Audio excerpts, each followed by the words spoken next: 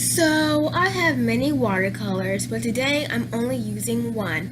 Obviously I can't use white, so let's take those out and get started.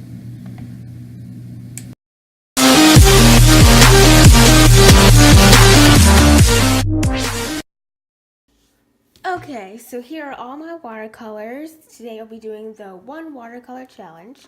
And where's the top of this one? Oh, right here in my face. Nice. So basically gonna put everything in this little bucket right here. Let me do that. I'm tempted to take the wax out, but I'll just leave them there since this is a challenge video. I'm hoping I don't get red either because I have another video planned to use red only. So we'll see. I'm hoping I don't get red or black. I'm hoping I can get like, I don't know, blue or green. Just because I can do something, I don't know, nature-y. Like I'm gonna do nature. I always draw people. But we'll see. So watercolor is a medium that I want to get good at. So only to do that is practice. So yeah, I'm just gonna close my eyes and hopefully I get a good color. So let me close my eyes and let's see what I get. I promise you I'm not cheating. Okay.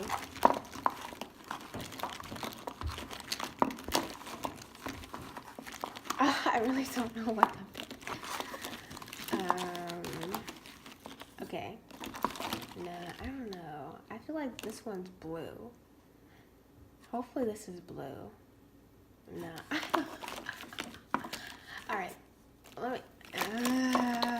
it's so hard. I'm so anxious. Alright, let me just pick this one. Hopefully this is blue. Oh! I got green. Nice. So that's the color we'll be using.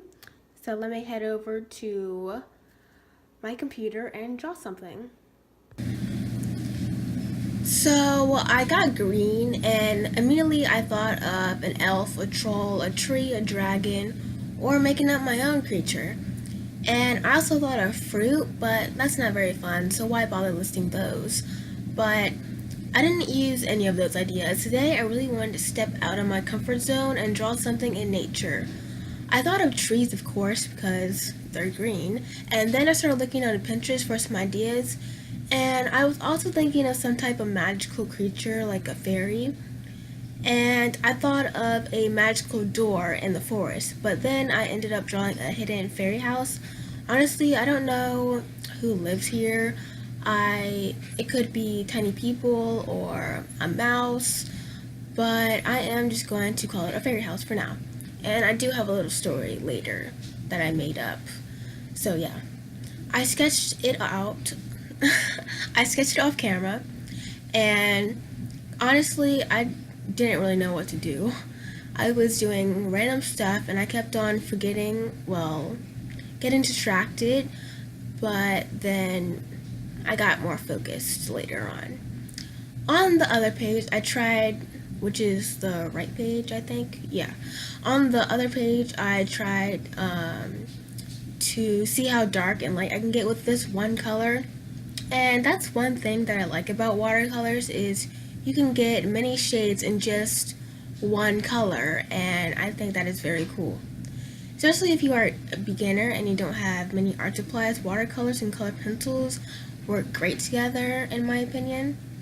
And when I was a beginner, I only used watercolors, and then I got watercolors, then digital art, and now I have markers.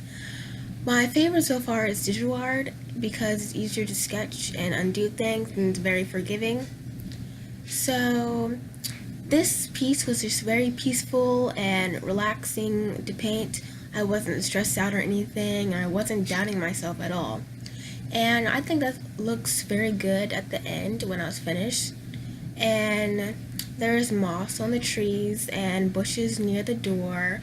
I like the texture on the tree as well. It really breaks things up and not making everything look like one big green blob of color. and on the right side by the door it's kind of blended together, but I kind of like the look because this house is a fairy house and it's supposed to be kind of hidden so like nobody will find them. So here's the part where I tell my story. So I literally just made this up and I hope you like it. So once upon a time there was a fairy family and their old house was destroyed by some wild giants. The male fairy was looking for a spot to build a new house. He searched for days and days and finally he came across this hollow tree. And he went back home and told his family to pack what you can and let's build a new house. So they gathered their things and walked there. It took 2 days. Then they got there. There was a hole already in the tree. So they went inside and started putting their belongings inside.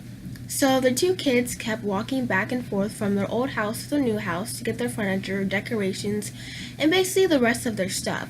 So while the kids were doing that, the parents were fixing the house to make this tree more hidden away from the giants and people. So they took more bark off another tree for the door, and they planted grass, and they stole bushes from an abandoned house, and they found this other house and they used it as the shed and the hobby room. The shed is in the left corner, and yeah, that's the story. Oh wait, and they lived happily ever after. The end.